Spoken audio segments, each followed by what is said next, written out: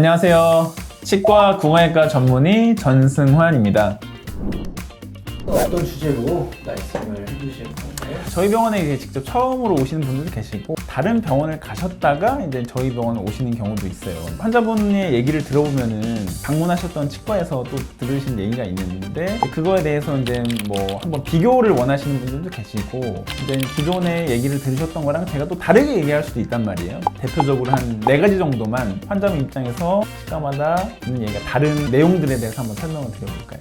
그럼 원장님, 저도 치과를 가봤지만 치과마다 진단하는 충치 개수와 치료 방법이 조금 다르다고 하던데 네. 그거 왜 다른 건가요? 그거는 사실 뭐 정해진 정답은 사실 없어요. 원장님들마다 치료 기준도 다르고 선호하시는 방법도 다르단 말이에요. 중요하게 생각하는 어떤 포인트들이 다르기 때문에 치과마다 방문하셨을 때 충치 개수도 다르고 치료 대상도 다르고 치료 방법도 다르고 자연스럽게 비용도 달라지고 뭐 그러실 수 있을 것 같아요. 제가 봤을 때는 굳이 치료를 할 필요가 없는 것 같은데 어떤 치과에서는 치료를 해야 된다고 얘기를 들었다. 치료를 해야 된다는 그 얘기가 잘못된 거는 아니에요. 그냥 다만 원장님들께서 생각하실 때 치료 대상으로 삼는 어떤 범위가 다른 거기 때문에 그런 차이가 있는 거고 향후에 확보되는 예후 같은 것들도 서로 기대하는 게 다르기 때문에 치료 방법상의 차이가 있을 수 있을 것 같아요. 그럼 발치를 해야 된다, 안 해도 된다, 이것도 치과마다 의견이 다르던데 이거는 왜 다른 거예요? 그거는 치아의 상태에 따라서 좀 다를 수가 있는데 예를 들어서 어떤 치아의 상태가 치과에서 10명이 봤을 때 10명 모두 다 이거는 발치할 수밖에 없다, 포기할 수밖에 없다고 하는 경우가 있을 수 있어요. 그건 너무나도 자명하게 치아가 안 좋아진 경우 그럴 수가 있는데 근데 애매모호하게 경계선상이 있는 경우가 있어요. 발치를 해도 될 것 같기도 하고 아니면은 좀 더 치료를 할 수 있을 것 같기도 하고 그걸 보시는 원장님들마다 좀 얘기가 달라질 수가 있겠죠. 저는 항상 환자분한테 비유를 할 때 치아를 자동차랑 비유를 하는데 굉장히 낡고 고장난 자동차가 있다고 해요. 그냥 폐차를 하고 그냥 새 차를 살지 아니면은 이 차를 열심히 수리를 해가지고 조금 더 탈지 열심히 수리한다고 해서 그 차가 새 차가 되는 건 아니잖아요. 난 조금 더 오래 탈 수 있을 뿐이지 언젠가는 폐차를 할 수밖에 없을 것이고 이제 그런 차이라고 보시면 돼요. 그래서 원장님들마다 아니면 또 환자분들마다 또 이 치아에 갖고 있는 환자분들의 어떤 애착이라고 해야 되나? 그런 게 좀 차이가 있을 수 있거든요. 그래서 그러면 이제 원장님들께서 봤을 때 치료 계획도 달라질 수 있는 것이고 뭐 그럴 수 있죠.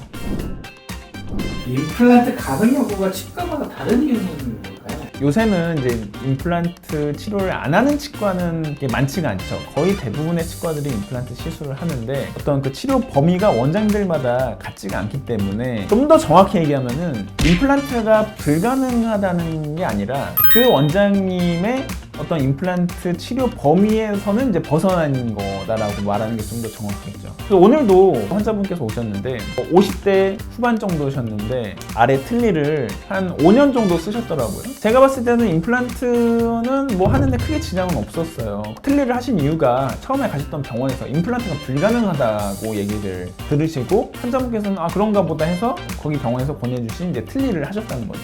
그래서 틀니를 하시기에는 본인이 생각하셔도 틀니를 하기에는 내가 너무 나이가 이른 것 같은데 그때 틀니를 치료를 하시고 나서는 굉장히 마음이 상했다고 하시더라고요. 그때 당시에도 얼마든지 임플란트가 가능했었을 텐데 그런 게 좀 안타까운 경우죠.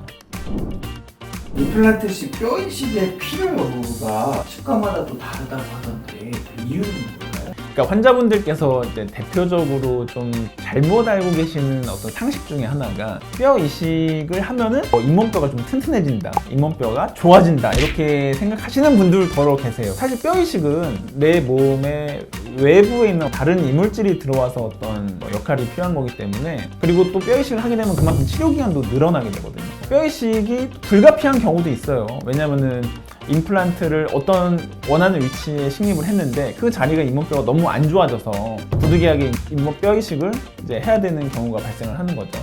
임플란트의 어떤 치료 트렌드가 어떤 형태나 이런 것들도 뼈 이식 가능성을 줄이는 방향으로 계속 개발이 되고 있기 때문에 어떤 한 경우의 말이 전적으로 옳다는 건 아니죠. 얼마든지 안 하고 임플란트 치료가 가능할 수도 있는 거고. 치과 선택을 고민하고 있는 이제 환자분이 계시다면 원장님이 좀 당부하고 싶은 말씀이 좀 있을까요? 치과 선택의 기준에 대해서는 예전에도 제가 말씀을 드렸던 것 같은데, 원장님과 환자분 간에 이제 신뢰를 갖고 얘기를 들을 수 있는 곳으로 이제 가시는 게 좋죠. 너무 상업적인 곳, 예를 들어서 싼 가격으로 홍보를 한 다음에 불필요한 치료들을 환자분한테 권할 수도 있는 거거든요.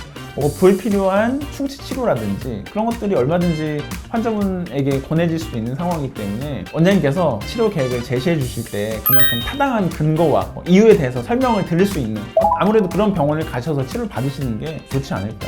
환자분들께서 이렇게 치과를 방문하실 때 혼동이 되는 내용들이 있단 말이에요. 어디 한 군데의 말에 전적으로 이제 옳다고 생각하시는 것보다는, 예를 들어서 치과에서 제시해 주시는 치료 계획이라든지 방법들이 환자분께서 생각하시는 것과 좀 다르다고 생각이 들 때는 여러 군데 방문을 하셔가지고 한번 비교를 해보시는 것도 제가 봤을 때는 본인의 상태에 대해서 더 이해도를 높이기도 하고 본인이 원하는 치료 방법에 좀 근접한 치료 계획을 아무래도 선택할 수 있지 않을까, 그렇게 생각합니다.